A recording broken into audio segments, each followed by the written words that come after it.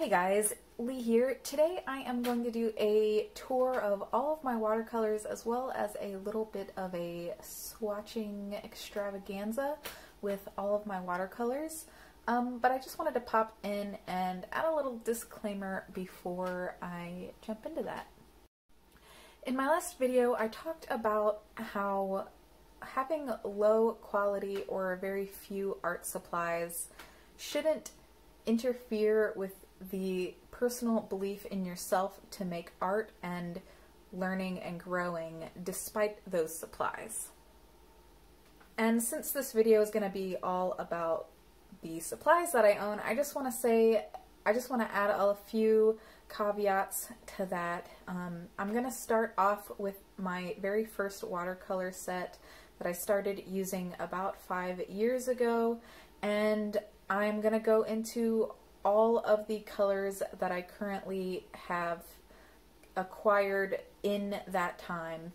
And some of them are very high quality paints and some of them are a little bit lower quality or medium quality paints. And I just want to say that I'm not ashamed for my paints, but I just want you to know that this was something that took time to build up over the years, and it's something that even if you don't have these paints or the resources to get these paints, it doesn't mean that you can't learn and get better at art. I genuinely believe in everyone's innate ability to learn and therefore to get better at art. And yeah, just throw those limiting beliefs out the door. Of course, we all have them every now and then. I certainly have had quite a lot of them in my life, but I found it's only when I can overcome those beliefs that I actually achieve anything. So it's something to think about. And this video is going to just be a lot of B-roll footage. I'm going to start showing you my paints and my watercolor collection, and then we will get into some swatching where you'll get to see what they all look like. And I'll talk about everything that pops up on the screen as it happens. And I do really hope you enjoy it, and let me know your thoughts down in the comment section below. So without further ado, let's go ahead and jump into the paint tour. So I'm going to start this tour with just a quick little view of all of my paints and my main palette, and then I'm going to jump into this Daler-Rowney palette, which is the first palette I ever used. It's a student quality palette. I looked it up online and I couldn't find this exact one, but I found a similar one from the company that was about $13, so that's kind of the price range you're looking at, and it's got 12 colors in it. This palette came in this cute little travel set that I've put my own paintings. It's actually one of my favorite designs for a travel set. And yeah, I really enjoyed it, and it's something that I do recommend as a great starting palette. It was just a $13 investment. I actually got it for free because my mom is really a bargain hunter, and she goes to places like Marshall's and Ross and finds things like this for really cheap. So I'm positive that she got this for less than $13. But so just a little pro tip, if you really hold out and keep your eyes open, you can find some good deals out there. So I'm going to just go ahead and quickly swatch all of these for you. This is the only set I have that is only in a pan, meaning I don't have any tubes of these colors. They just came in the pan. And they're kind of separate from all this. So after this, I'm just going to just kind of show you all of my paints together because that's how I store them. But these I do store separately, mainly because I don't use them very often or ever really. And the reason for that is they are student quality paints, and I try to use higher quality paints now in my paintings. But The color payoff is pretty nice, and they're fairly light fast, I think. But they're just have a little bit of a chalkiness that my professional quality paints don't have, but they're excellent for sketchbook work. I used these for a good year or so before starting to look into more high quality paints. So they are a great option to start off. And now we're just going to overview our tube paints. These are kind of going to go by brand. So I've got a 12 set of Holbein here, and I do really like these paints. They were the first set of paints that I purchased, that I like set out to purchase, and I was inspired to do that from watching YouTube videos. And next we have my one and only tube of Mission Gold paints that I got for sale at Jerry's Artorama here in Raleigh, North Carolina. And here we have all of my Cotman paints. This is a student quality paint that I got actually at Marshall's. These were my first set of tube paints, and I do really like them. Next we have Daniel Smith. They are one of my top 2 favorite brands of watercolor paints, and they're one of the primary professional quality brands that I use. I do really like them. They are pricey though. So I recommend buying them tube for tube. Next we have Immigrand, which aren't my favorite, but they are professional quality. I just wanted to try them out, so I bought them in a set. We've got a few odd tubes of the Windsor and Newton professional quality watercolor paints. Again, not my favorite, but they are really nice, good quality watercolor paints. And this is my #1 favorite brand, Core. And I just really love their vibrancy and their just everything about them. I love the way they flow across the page and all of that. So, and my favorite color of theirs is the indigo.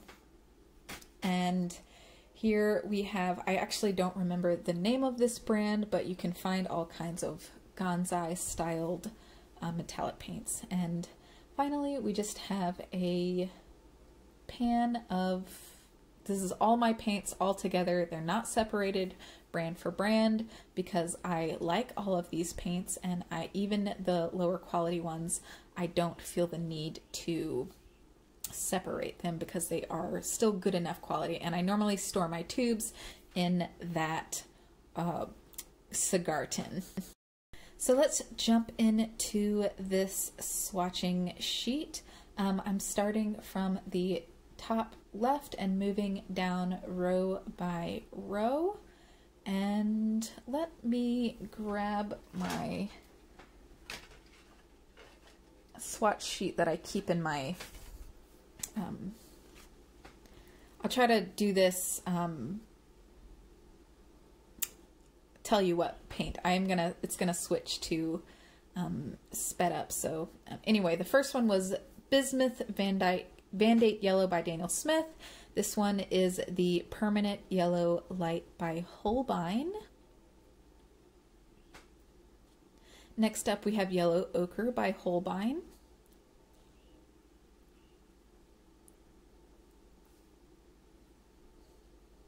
Now we have Burnt Sienna by Immigrand.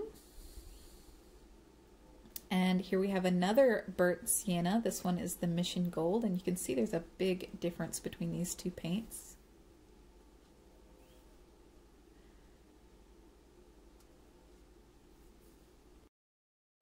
Burnt Umber by Holbein.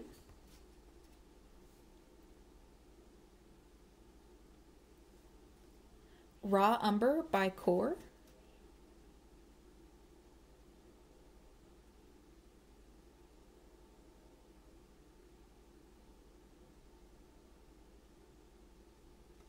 We have Alizarin Crimson by Cotman.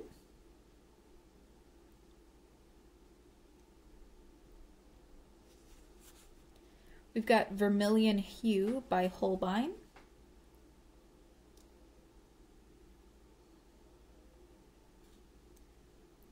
Rhodonite Genuine by Daniel Smith.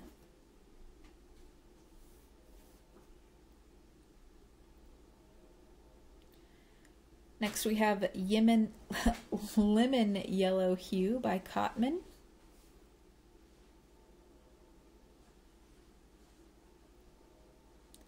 Hansa Yellow Deep by M. Graham.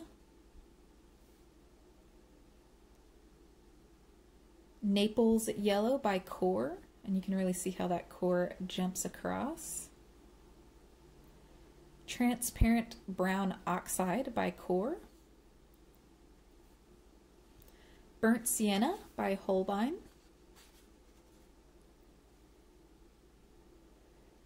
Sepia by Cotman. Cotman is a Windsor and Newton brand. We have Sepia by M. Graham. We have Piemonite Genuine by Daniel Smith. We've got some Venetian Red by Core. We have a Pyrrole Red by M. Graham. We've got Crimson Lake by Holbein. And here is a Quinacridone Magenta by Daniel Smith. And that rounds out the warm side of my palette. And moving on to the cool side, we have Jadeite Genuine by Daniel Smith. Next we have Permanent Green by Holbein. Next we have a Permanent Sap Green by Windsor and Newton. Sap Green by Core. You can really just see how rich those core colors are. Let me know what you think. Purline Green by Daniel Smith. Mayan Blue by Daniel Smith. We've got Prussian Blue by Holbein.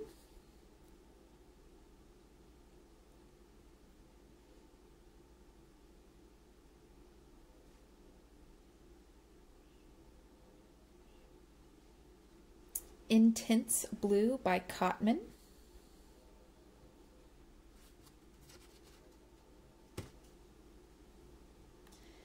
Indanthrone Blue by Core.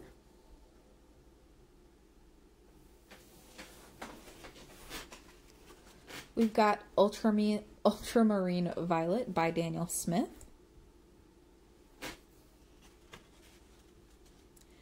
We've got Moon Glow by Daniel Smith.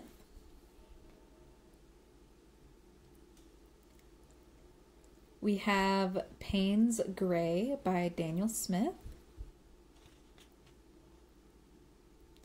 And Ivory Black by Holbein. Next up, we are on a Phthalo Green by Core. Viridian Hue by Holbein. Cerulean Blue by Daniel Smith.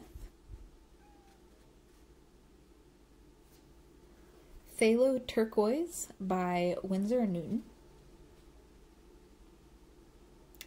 We've got Cobalt Blue Hue by Holbein. We have Indigo by Core, which is one of my favorite colors ever. We've got Dioxazine Purple by Core, which might actually be the darkest color on the palette. We have Amethyst by Daniel Smith. Payne's Gray by M. Graham. Neutral Tint by Core. And finally, Carbon Black by Core. And here's a little tape pulling for your pleasure. I realized when I was reading these off that I actually skipped the Hematite Genuine by Daniel Smith, so I'm kicking myself a little bit for accidentally having skipped that one. but it's a really nice granulating black color. But I'm just not about to redo this whole thing to add that on there. I'll probably just tack it onto the end of one of the rows. But so that is my full watercolor palette. I hope you enjoyed it. If you have any questions about these paints or want to know more, please leave comments down in the section below, and like and subscribe, and I'll see you next time. So I thought I'd just pop in at the end of this video and do a little outro. So this is how the swatches turned out, and you can see that this is exactly how they appear on my palette. This has all of my colors. I realized that I actually have a couple of tubes that aren't featured on this palette. For example, the cadmium yellow that cadmium orange that is a Windsor and Newton color. So I do have a couple of colors that I don't really want to use that I own that aren't actually on my palette, but these are all of the paints that I use on a regular basis. And you can see here that I kind of have it arranged in a color wheel. So we have yellow, red, and blue, and then the secondary colors in between. And yeah, that is my palette. If you're interested in seeing more about the individual brands that I have, go ahead and comment that down below. One of the reasons that I chose to do this palette tour is because I actually did just recently purchase a new set of paints that I haven't tried yet. They haven't been delivered yet. It's probably, well, it's not probably, it's definitely the most I've ever spent on paint at one time. It's a new brand that I haven't tried. It's a palette that I've been eyeing for about 2 years. And I actually haven't purchased any paints for at least a year. So I don't buy paints very often. Once I came to this palette setup, I felt pretty satisfied, and I wanted to use up more of these paints before I purchased any more. But I am getting to the ends of a few of my tubes, and I've been saving money over the past year, and I have been in quarantine, so I did splurge a little bit on this palette that I've been eyeing for a long time, and I am going to make an unboxing and swatching video of that palette, but I figured it would be nice to go ahead and go over all of the paints that I currently have. But again, if you guys are interested, I'd love to make a brand by, brand specific overviews if that's something that you're interested in learning about. It'll all just be my own opinion and what I've learned from using them, because there are distinct differences between brands. And of course, there's tons of other YouTube videos out there that go very deep into the brand specific and pigment properties of watercolors. I'm not super well versed on pigments, but I do have a very general light knowledge of those, and I am able to distinguish the brands that I currently own from one another without using reference. So that is something that I would be more than happy to share with you guys. Anyway, I'm rambling. If you liked this video, please like it, and if you would like to see more, go ahead and subscribe to my channel. I've got time lapses, I've got art talks, now I have color swatching, and yeah, I've got some real-time stuff, I've got Inktober stuff, just a lot of stuff. So anyway, if you have some time to make some art, yeah, join me because it's fun and it's nice and yeah. Alright, I'm gonna see you guys next time, and my next video will be my hand study for Zeke's Lunchbox April Art Challenge, and yeah, I'll see you next time. Bye!